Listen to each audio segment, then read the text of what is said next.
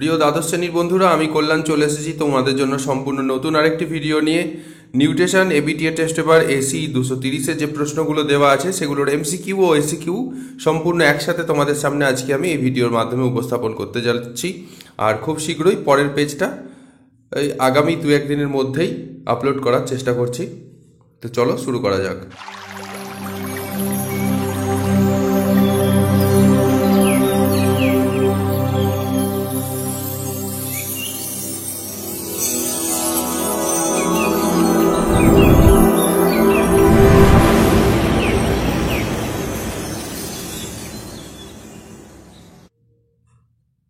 প্রথম প্রশ্নটি রয়েছে, ফ্যাটি অ্যাসিডের বিটা জারণে উৎপন্ন এটিপি অণুর সংখ্যা কত? এখানে সঠিক উত্তরটি হলো অপশান 2 নম্বর, যেটা 129।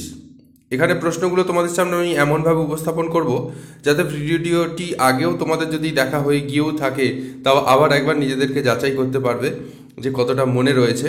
ফলত এক্সামের জন্য প্রিপারেশনটা আরেকটু ভালো হবে। তো চলো বিয়ের প্রশ্নটা দেখে নেওয়া যাক। রক্তে কিসের পরিমাণ কমে গেলে গ্লাইকোজেনোলাইসিস হয়? অপশান যে 3-4টে রয়েছে তার মধ্যে সঠিক উত্তর হলো 1 নম্বর গ্লুকোজ। তারপরে যে প্রশ্নটি রয়েছে সেটা হচ্ছে, দেহের তাপমাত্রা 1 ডিগ্রি সেলসিয়াস বৃদ্ধির জন্য বিএমআর কত বৃদ্ধি পায়? 10, 12, 16 আর 20। এখানে সঠিক উত্তর কোনটা? হ্যাঁ, ঠিকই বলেছ, অপশান 2 যেটা, অর্থাৎ 12%। পরের প্রশ্ন রয়েছে, খাদ্য গ্রহণের পর খাদ্যজনিত মৌল বিপাকীয় হারের বৃদ্ধিকে কি বলি আমরা? এটাও আমরা শর্ট কোশ্চেন আকারে পড়েছি, ঠিক আছে। এখানে শর্ট কোশ্চেন অর্থাৎ এসিকিউ আকারে পড়েছি, এটা এমসিকিউ আকারে দিয়ে দিয়েছে।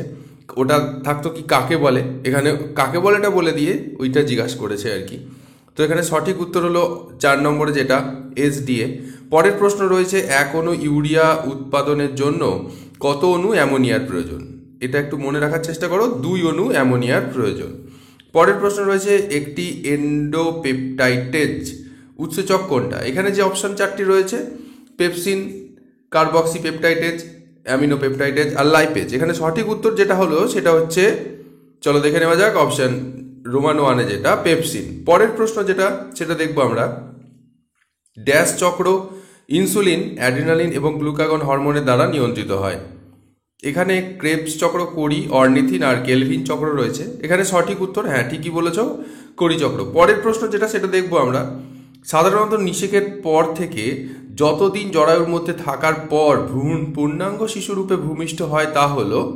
এখানে যে অপশানগুলো দেওয়া রয়েছে, 220 দিন কম বেশি 10 দিন, 230 দিন কম বেশি 10 দিন, 240 দিন কম বেশি 10 দিন আর 270 দিন কম বেশি 10 দিন। এখানে যে উত্তরটা সঠিক, হ্যাঁ ঠিকই বলেছ, বা যদি বলতে নাও পেরে থাকো কেউ তো দেখে নাও, সঠিক উত্তরটি হলো 4 নম্বরে 270 দিন কম বেশি 10 দিন।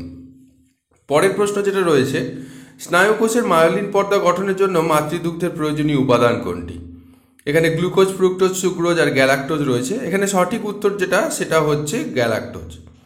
পরের প্রশ্ন যেটা সেটা দেখবো আমরা। পরের প্রশ্ন রয়েছে, শিশুদের উইনিং প্রক্রিয়া শুরু হয় বা শুরু করা উচিত কোন সময় থেকে জানতে চাওয়া হয়েছে? উইনিং প্রক্রিয়া কাকে বলে বন্ধুরা আমাকে কমেন্ট সেকশনে জানিও। তো এখানে সঠিক উত্তর যেটা হবে সেটা যে কোনটা, চলো দেখে নেওয়া যাক। সেটা হচ্ছে অপশন 3 নম্বর, যেটা রয়েছে 5 থেকে 6 মাস বয়সে। পরের প্রশ্ন রয়েছে, পিএফএ শব্দটির সম্পূর্ণ রূপ কি? এখানে যে অপশনগুলো রয়েছে দেখলেই বুঝতে পারবে যে কোনটা সঠিক উত্তর হবে। একটু টেক্সট বুকটা যদি পড়া হয়ে থাকে তাহলে তো খুবই ভালো, যদি না হয়ে থাকে মনে রাখো, লাস্ট মিনিট সাজেশন টাইপের চলছে। এই যে এবিটিএ টেস্ট পেপারের সমস্ত পেজগুলো যদি করে ফেলতে পারো, আশা করা যায় এক্সামে অনেক কমন পেয়ে যাবে। তো চলো সঠিক উত্তরটা দেখে নেওয়া যায়। সঠিক উত্তরটা হচ্ছে প্রিভেনশন অফ ফুড অ্যাডাল্টারেশন।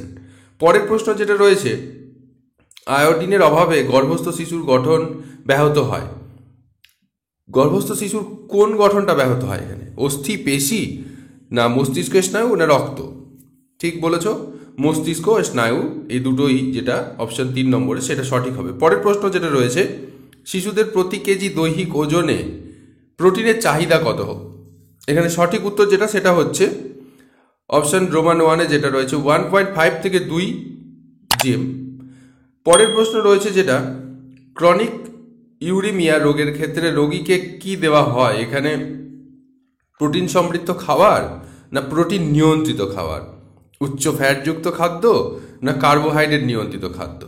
এখানে ইউরিয়ামিয়া মানে নিশ্চয়ই মূত্রজনিত ঘটিত বা এই ধরনের কিছু রোগ। তো সেক্ষেত্রে এখানে প্রোটিনটাই আগে চলে আসে। তো এখানে দুটো রয়েছে, প্রোটিন সমৃদ্ধ খাদ্য আর প্রোটিন নিয়ন্ত্রিত খাদ্য। এখানে রোগ হয়েছে তার মানে তাকে নিয়ন্ত্রণই করা হবে। তো অপশন 2 যেটা প্রোটিন নিয়ন্ত্রিত খাদ্য সেইটা সঠিক উত্তর হবে। এবার পরের প্রশ্নটা দেখে নেব আমরা। আবরণী কণা শুকিয়ে গেলে চোখের মণির উজ্জ্বলতা নষ্ট হলে ঘোলাটে ভাব ধারণ করে, সেই অবস্থাটিকে আমরা কি বলে থাকি? রাতকানা, কেরাটোম্যালাসিয়া, জেরাপথ্যালমিয়া না বিটট স্পট? এখানে সঠিক উত্তর যেটা ঠিক বলেছো তোমরা সকলে, কেরাটোম্যালাসিয়া। পরের প্রশ্নটা দেখব, লেট দেয়ার বি ব্রেড বহুবার হয়ে গেছে, মুখস্থ হয়ে গেছে, কি এখন চোখে দেখলেই অ্যান্সার বলা যায়। একটুও দেরি না করে উত্তর দেখব, কিন্তু তার আগে একটা কোশ্চেন আছে আমার, এই যে CARE রয়েছে এর ফুল ফর্ম কি? কমেন্ট সেকশনে জানাও।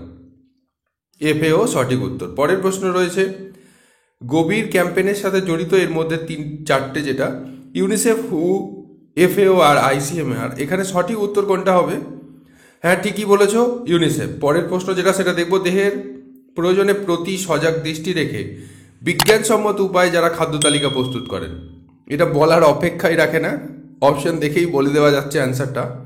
ঠিকই বলেছ, ডায়েটিশিয়ান। পরের প্রশ্ন যেটা রয়েছে, দেশে কোন খাদ্য কতটা উৎপন্ন হয় তা কোন পদ্ধতি থেকে জানা যায়? এখানে লগবুক পদ্ধতি, ফুড রেকর্ড পদ্ধতি, ব্যালেন্স শিট পদ্ধতি আর সাক্ষাৎকার পদ্ধতি। লাস্টটা তো মোস্ট ফালতু অপশন।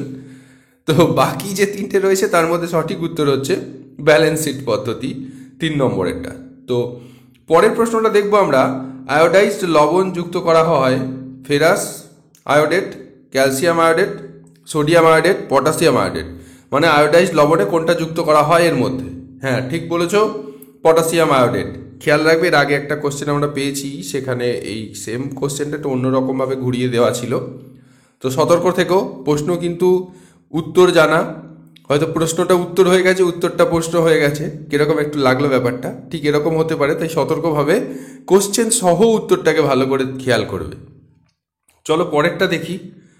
খাদ্যদ্রব্যের মান বজায় রাখার জন্য ভারত সরকার দ্বারা প্রবর্তিত সার্টিফিকেশন মার্কস কোনটি? এখানে সঠিক যেটা সেটা হচ্ছে আগমার্গা, 4টের মধ্যে। তো এই আমাদের MCQগুলো শেষ হয়ে গেল, এবার ACQগুলো দেখে নেবো আমরা। বন্ধুরা, আমাদের প্রথম প্রশ্নটি রয়েছে, অপরিহার্য অ্যামিনো অ্যাসিড কাকে বলে? যে অ্যামিনো অ্যাসিড দেহে সংশ্লেষিত হয় না কিন্তু দেহের সার্বিক বৃদ্ধি ও পুষ্টির জন্য অত্যন্ত প্রয়োজনীয়, সেই অ্যামিনো অ্যাসিডগুলিকে বলা হয় অপরিহার্য অ্যামিনো অ্যাসিড। এই অ্যামিনো অ্যাসিডগুলি প্রোটিন জাতীয় খাদ্যের মাধ্যমে গ্রহণ করা হয়। তাদের উদাহরণ দেওয়া রয়েছে মিথিওনিন, লিউসিন, অ্যালানিন, এগুলো। 2 নম্বর প্রশ্নটি রয়েছে, গ্লাইকোলাইসিসের অপর নাম কি? গ্লাইকোলাইসিসের অপর নাম EMP পথ। এতটুকু বলে দিলেই হতো, আমি তবুও তোমাদের সাথে আর একটু এক্সট্রা ডেটা শেয়ার করেছি যাতে মনে থাকে, বা প্রশ্নটাটি যদি অন্য কিছু আসে সেটাও জানা যায়। EMP পথ কেন নাম হয়েছে বা EMP পথ কাকে বলা হয়, তো এগুলো বলাই যাবে। গ্লাইকোলাইসিস প্রক্রিয়ার ধারাবাহিক বিক্রিয়াগুলো বিজ্ঞানী এমডেন মেয়ারহফ আর পার্নেস আবিষ্কার করেছিলেন বলে তাদের নামের অধ্যক্ষর অনুযায়ী EMP পথ বলা হয়ে থাকে। পরের প্রশ্ন, পিত্ত কোথায় উৎপন্ন হয়? পিত্ত উৎপন্ন হয় যকৃতে এবং পিত্তথলিতে তা সঞ্চিত থাকে এবং তারপর সেটা আমাদের যেখানে ক্ষুদ্রান্ত শুরু হচ্ছে সেই জায়গায় এসে মিলিত হয়। পরের প্রশ্ন যেটা সেটা দেখবো আমরা, নিম্ন বিপাকীয় মানের একক কি? নিম্ন বিপাকীয় মানের একক হলো কিলো ক্যালোরি মিটার স্কোয়ার দেহতল প্রতি ঘন্টা। পরের প্রশ্ন, অন্তঃক্ষরা গ্রন্থির সঙ্গে BMR এর সম্পর্ক কি? একটু প্রশ্নটা ভালো করে শুনবে, মনে রাখার চেষ্টা করো। অন্তঃক্ষরা গ্রন্থি নিশ্চিত হরমোনের দ্বারা BMR নিয়ন্ত্রিত হয়, ফলে এইসব হরমোন ক্ষরণের হ্রাস বৃদ্ধির সঙ্গে BMR এর হ্রাস বৃদ্ধি সম্পর্কযুক্ত। অ্যাডিনাল গ্রন্থি, থাইরয়েড গ্রন্থি এবং অগ্র পিটুইটারি গ্রন্থির ক্ষরণ বৃদ্ধি পেলে BMRও বৃদ্ধি পায়। পরের প্রশ্ন, 1 গ্রাম গ্লুকোজের জারণে কত অক্সিজেনের প্রয়োজন হয়? আমরা তো জানি ওখানে যে অপশানগুলো সমীকরণটা দেওয়া থাকে, ওখানে 6 অণু অক্সিজেন লেখাই থাকে, তো 6 অণু অক্সিজেন বলে দিলেও হবে। চলো পরের প্রশ্ন দেখে নেওয়া যাক। মাতৃদুগ্ধে উপস্থিত কোন উৎসেচক ব্যাকটেরিয়ার কোষপ্রাচীর ধ্বংস করে? এখানে লাইসোজাইম।